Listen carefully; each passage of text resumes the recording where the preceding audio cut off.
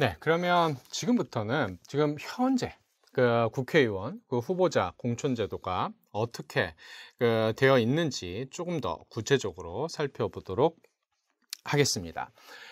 이 공천이라고 하는 것은 일단 정당 고유의 영역이에요. 정당이 하는 겁니다. 네, 정당이 하는 거다라는 거죠. 그래서 이 공천에 대한 규정, 규칙, 이거는 정당 내부의 결정이에요. 네, 정당 내부의 결정이다라는 겁니다. 그렇지만 그렇다고 해서 이 공천 과정이 정당 마음대로 아무렇게나 돼서는 안 된다라는 거죠. 네. 그러니까 정당이 자기가 알아서 결정하는 사안이긴 하지만 이 공천이라고 하는 것들이, 근데 그런 규칙이라고 하는 것들을 자기 마음대로 아무렇게나 만들어서는 안 된다라는 겁니다. 정당이 스스로 만드는 이 공천 규칙, 공천 과정이라고 하는 것도 공정성이라고 하는 것과 민주성이라고 하는 것, 이 두 가지를 담보하고 있어야만 한다라고 얘기할 수 있습니다. 공정성과 민주성, 이것을 담보해야 된다. 이 공천 과정에서. 이것은 크게 두 가지 법적 근거를 가지고 있다라고 알려져 있어요. 첫 번째는 헌법입니다. 우리나라 헌법 제8조 제2항에 보면 정당은 그 목적, 조직과 활동이 민주적이어야 한다라고 되어 있습니다. 공천이라고 하는 것도 정당의 활동 영역 중에 하나죠. 그죠? 그렇기 때문에 공천이라고 하는 것도 정당 마음대로 아무렇게나 해서는 안 된다라는 거죠. 반드시 민주적이어야만 한다라는 얘기입니다. 다음 공직선거법 제47조 제2항에 의한다라면 정당이 후보자를 추천하는 때에는 민주적인 절차를 따라야 한다라고 되어 있습니다. 네.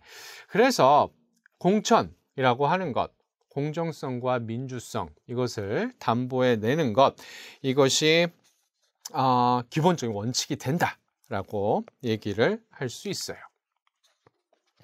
근데 지금 현재 한국 주요 정당의 공천 방식이라고 하는 것은 원래 맨 처음 시작된 건 하향식이라고 얘기를 했었었죠. 그러다가 2002년부터 상향식이 이제 들어오게 됩니다. 상향식 공천 방식이. 그러니까 경선을 통한 어떤 그런 방식이 들어오게 된다라는 거죠. 그래서 지금 현재는 하향식과 상향식이 서로 지금 혼재되어 있는 상황이고, 이런 상황에서 조금씩 상향식 방식이 확대되고 있는 추세다 라고 우리가 평가를 해볼 수가 있습니다. 먼저 이게 지금 상향식과 하향식이 혼재되어 있는 상황이다 라고 얘기를 하는데, 그러면 이 현행 공천 제도에서 어떤 측면이 상향식 공천 방식의 이 특징을 보이고 있는지, 그리고 또 어떠한 측면이 하향식 공천 제도의 특징을 보이고 있는지 한번 살펴보도록 하죠.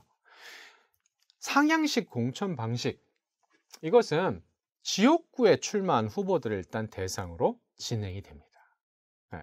지역구에 출마한 후보들, 그래서 이 사람들을 대상으로 이제 그 후보를 밑에서부터 이제 결정을 하는 건데, 뭐 여러 가지 방식들이 적용이 돼요. 국민 참여 경선, 그러니까 그 예비 선거에 참여할 국민들을 모집을 합니다. 그래서 이 사람들이, 그러니까 모집된 이 사람들에 의해서 예비선거가 이제 치러지게 된다라는 거죠. 그래서 그 지역구에 출마한 그 정당의 후보가 되고 싶다라고 출마한 사람들, 이 사람들을 이 국민 참여 경선을 통해서 선출하는 방식이 있습니다. 또 어떤 방식은 당원들이 투표를 하는 거예요. 아까도 얘기를 했었던 것처럼 매달 당비를 내고 있는 진성 당원들, 이들이 투표를 하는 겁니다. 네, 그래서 요 지역구에 우리 정당의 후보는 요 사람이 됐으면 좋겠다라고 이 사람들이 모여서 투표를 하게 되는 거죠. 근데 당원 투표도 있습니다. 다음, 우리나라의 굉장히 독특한 방식인데 여론조사, 각 후보들에 대한 여론조사를 실시를 해요. 그래서 그 여론조사를 가지고 후보를 결정하는 경우도 굉장히 많이 있습니다. 이 여론조사에 대해서 나중에 좀 더 자세히 얘기를 하게 될 거예요. 근데 아무튼 국민참여경선, 뭐 당원투표, 여론조사 다 밑에서부터 국민들의 뜻을 혹은 당원들의 뜻을 밑에서부터 반영을 해서 후보를 결정하는 상향식 공천 방식이다라는 거죠. 그리고 때로는 뭐 당원투표나 여론조사 뭐 이런 것들이 같이 결합돼서 나타나는 이런 경우들도 많이 있습니다. 이제 상향식 공천 방식은 이제 그런 모습들을 보이고 있는데 하향식 제도도 여전히 존재해요. 어떤 측면에서 이 하향식 그 방식이 존재하느냐? 각 정당은 공천관리위원회를 두고 있습니다. 그러니까 매 선거 때마다 공천관리위원회가 구성이 돼요. 뭐 이름은 약간씩 다를 수가 있습니다. 정당에 따라서. 근데 아무튼 공천관리위원회를 이제 만들게 돼요. 그리고 상향식 공천 방식을 통해서 최종 후보가 결정이 되잖아요. 그럼 그 후보자에 대한 마지막 심사를 하는 겁니다. 공천관리위원회에서. 이 공천관리위원회가 후보자 심사 및 결정에 있어서 얼마나 많은 권한을 가지고 있느냐 하는 것은 정당에 따라서 혹은 같은 정당이라 하더라도 매 선거 때마다 바뀝니다. 그러니까 제도가 완전하게 굳어져 있는 상황이 아니에요. 공천 제도라고 하는 것은. 뭐 사실 또 그럴 수밖에 없겠죠. 정당이 알아서 그러니까 민주성과 공정성만 담보해낸다라면 정당이 그때그때 자기들이 결정해서 만들면 되는 거기 때문에 계속 사실 바뀌긴 합니다. 바뀌긴 하는데 그래서 이 공천관리위원회가 도대체 얼마나 많은 권한을 가지고 있느냐. 그러니까 다르게 얘기한다라면 하향식 방식에서 얼마나 큰 힘을 가지고 밑으로 내리꽂을 수가 있느냐 그 후보를 하는 것들은 좀 다를 수가 있다라는 거예요. 정당 따라 그다음 선거에 따라 선거 때마다 이제 서로 바뀔 수가 있다라고 얘기를 할 수 있는데 그렇지만 일반적으로 공천관리위원회는 상향식 방식을 통해서 승리한 후보라고 하더라도 다른 후보로 교체할 수 있는 권한을 행사할 수 있습니다. 상향식 방식으로 누군가가 결정이 됐는데 아무리 봐도 이 사람 문제가 있어. 그러면 최종 심사에서 이 사람을 탈락을 시키는 겁니다. 탈락을 시키고 다른 후보를 그 자리에 앉힐 수 있다라는 그러한 얘기죠.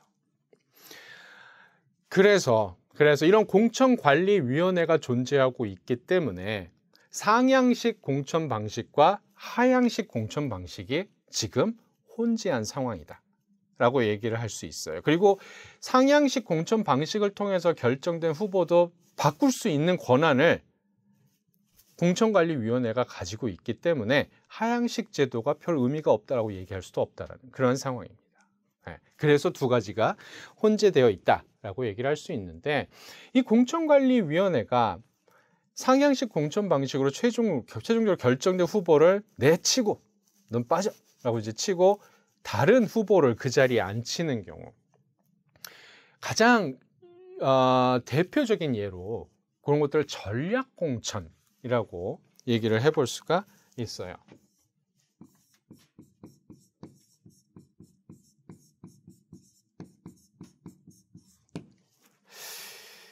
이 전략공천이라고 하는 것은 뭐냐 하면 상대 정당의 특정 후보를 떨어뜨리기 위해서 경쟁력 있는 자기 정당의 후보자를 특정 지역에 공천하는 겁니다. 일종의 암살자를 보내는 거죠.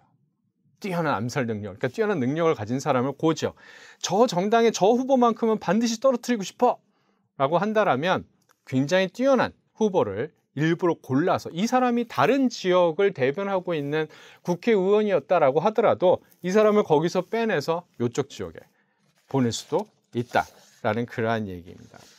뭐 혹은 아주 새롭게 영입할 인물일 수도 있겠죠. 근데 이런 전략 공천이라고 하는 것들을 공천관리위원회에서 할 수가 있다라는 얘기입니다. 그러면 원래 그 지역에서 이 후보로 결정된 사람은 어떻게 돼요? 전략 공천이 딱 만들어지게 되면 새로운 사람이 나 대신에 들어가게 되는 거고 나는 어떻게 돼요? 공천을 못 받게 되는 일이 벌어지게 된다라는 그러한 얘기입니다. 근데 이런 전략 공천이라고 하는 게 이제 또 그러니까 이게 좀 많은 문제점이 있다. 라고 이제 비판하는 사람들도 굉장히 많아요. 네. 어떤 측면에서 그러냐. 해당 지역구에 연고가 없는 그런 후보를 공천을 하는 거예요, 사실. 근데 그 사람은 굉장히 전국적인 지지가 있는, 전국적인 인지도가 되게 높고 뛰어난 능력을 가진 사람, 저 후보와 싸워서 반드시 이길 수 있다라고 우리가 판단되는 이런 사람을 거기다 갖다 심는 거 아닙니까? 근데 이 사람은 정작 그 지역구에는 아무런 연고도 없는 사람이에요. 거기서 태어나지도 않았고 거기서 살지도 않고 하는 사람을 거기다 딱 가서 싸우게 한다. 의원 후보로 이제 내보낸다라고 하는 거죠. 그래서 이제 그런 맥락에서 놓고 본다라면 그 지역구 유권자한테 그것이 과연 어떤 의미를 가지느냐.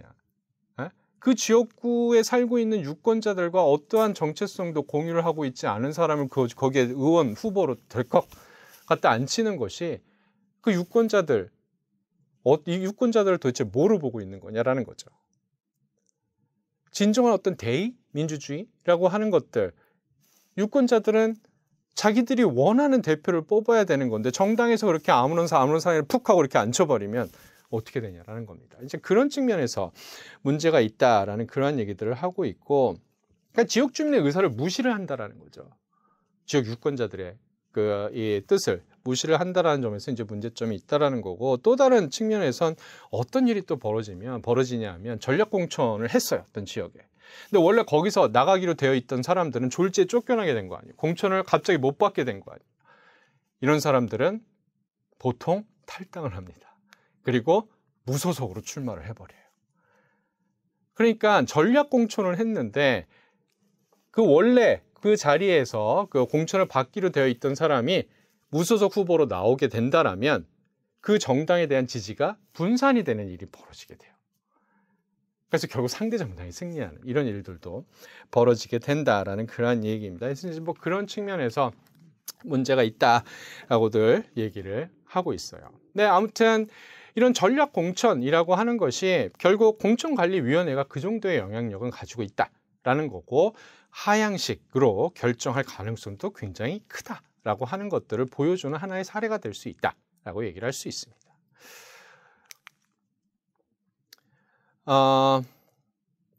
우리나라 국회의원은 지역구 국회의원이 있고 그다음 비례대표의원이 있다라고 얘기를 했죠. 그죠? 그래서 지역구 국회의원은 그렇게 상향식과 뭐 하향식이 서로 혼재된 이제 이런 방식으로 진행이 되는데, 그러면 비례대표 의원들은 어떤 식으로 공천을 하게 되느냐라는 거죠.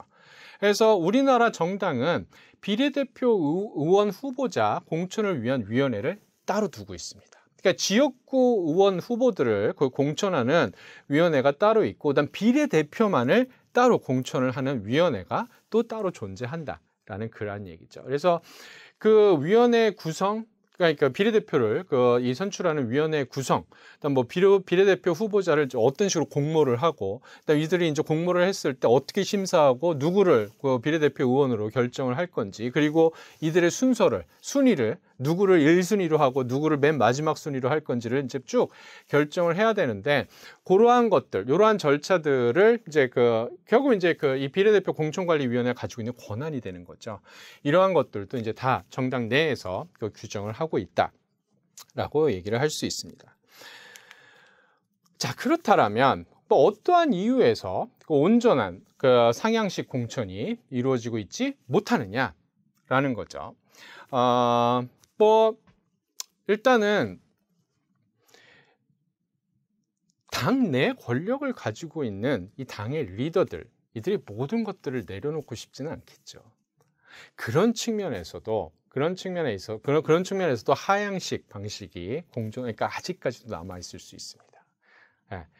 그러니까 권력을 다 내놓고 싶지 않은 리더들 때문에 그 하향식 방식이 상향식이 이루어지고 있음에도 하향식이 계속 남아있을 수 있다라는 그러한 얘기인데, 그거 이외에도 두 가지 이유를 더 찾아볼 수 있어요. 특히 하향식 공천 방식이 가지고 있는 장점들 때문이다라고도 얘기를 해볼 수가 있습니다. 첫 번째는 무엇이냐면, 만약에 완전한 상향식 공천이 이제 이루어진다라고 하게 되는 경우, 특히 이제 지역구에서 지역 유지들이 경선 과정에서 굉장히 막강한 영향력을 행사할 수 있다는 겁니다. 이제 각 그러니까 대도시 말고 뭐 농촌이나 이제 이런 지역에 그 지역에서 이제 특히 이제 돈 좀 번다, 뭐 영향력 좀 행사를 한다라고 하는 사람들이 있다라는 거죠. 그리고 이들이 경선 과정에 굉장히 큰 영향력을 행사할 수 있습니다. 자기가 직접 출마를 한다든지 혹은 이 사람이 미는 사람을 당선시키게 만들 수 있는 그런 지방에서는 그런 어떤 영향을 가진 사람들이 존재한다라는 거죠. 근데 이 사람들은 철저히 사익을 추구하는 사람들입니다. 공익적인 마인드가 없는 사람들이다라는 거죠. 그렇지만 정당이라고 하는 것은 공익을 추구하는 기관입니다. 물론 정당 싫어하는 사람들 많습니다. 저것들 막 하면서 비판하고 욕하는 사람들 굉장히 많습니다. 저게 무슨 공익을 추구하는, 다 뭐 자기들끼리 파벌의 이익만 추구, 막 이렇게 비판하는 사람들도 많이 있긴 하지만, 그럼에도 불구하고 정당은 공익에 가까이 다가가 있는 조직이다라고 얘기를 할 수 있다라는 거죠. 반면에 지역 유지, 이런 사람들은 사적 이해만을 추구하는 존재다라는 겁니다. 그래서 지역 유지들이 지역 이 경선 결과에 이제 절대적인 영향을 미친다라고 한다라면 공천 과정에서 정당 리더의 영향이 배제되어 있다라는 사실이 오히려 굉장히 부정적인 결과로 이어질 수도 있다라는 겁니다. 그래서 어느 정도는 정당이 필터링을 할 필요성이 있다라는 거죠. 그냥 지역 차원에서 그냥 다 알아서 맡긴다라기보단 전체 전국적인 어떤 이 조직망을 가지고 있는 정당이 그리고 어느 정도는 공익적인 마인드를 가지고 있는 이 정당이 필터링을 하는 과정, 이게 필요하다라는 거고, 그렇기 때문에 하향식 방식이 아직까지도 필요하다라고 얘기를 할 수 있습니다. 또 다른 이 하향식 방식의 그 긍정적인 측면은 무엇이냐면 마이너리티의 충원, 이것을 할 수가 있다라는 거예요. 물론 많이 되고 있지는 않습니다. 그렇지만 완전히 상향식으로 하는 것보단 하향식으로 할 때 우리나라에서 소외받고 있는 사람들을 더 많이 국회의원으로 보낼 수가 있다라는 그러한 얘기죠. 가장 대표적인 경우가 여성이에요. 혹시 여러분들 조용필이라고 하는 그 대한민국의 가왕, 뭐 엄청난 가수죠. 이분이 이제 예전에 불렀던 노래 가사 중에 하나가 이 세상의 절반은 남자, 이 세상의 절반은 여자라는 얘기를, 그런 가사가 들어가 있는 게 있어요. 그래요. 이 세상의 절반은 남자고 이 세상의 절반은 여자야. 근데 왜 국회의원은 거의 대부분이 남자지? 이상하지 않아요?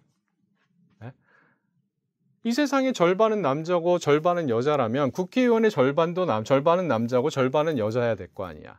근데 상당수가, 우리나라 같은 경우 거의 80%가 남자 국회의원이다라는 겁니다. 이거는 상향식 방식으로 하게 되면 굉장히 힘들 수밖에 없다라는 거예요. 그러니까 여성들은 이 본선거 전에 이제 이 경선이나 이런 데서 남성 후보들과 서로 경쟁을 하게 되는 경우 승리할 가능성이 지금까지는 굉장히 적었다라는 겁니다. 그래서 완전한 상향식으로 가게 되면 이런 여성을 비롯한 여러 마이너리티들, 소수파들, 이 사람들이 국회의원이 될 가능성이 상당히 떨어질 수밖에 없었다는 거죠. 그래서 어떻게 해요? 하향식 방식으로 정하는 겁니다. 쿼터를 주는 거예요. 이번 공천에서 몇 %는 반드시 여성을 넣어야 돼 라고 당 리더가 정하게 되면 그렇게 갈 수가 있다는 겁니다. 적어도 비례대표 같은 경우. 그래서 그런 측면에 있어서도 사실 하향식 방식이 가지고 있는 긍정적인 측면이 있다라는 그러한 얘기입니다.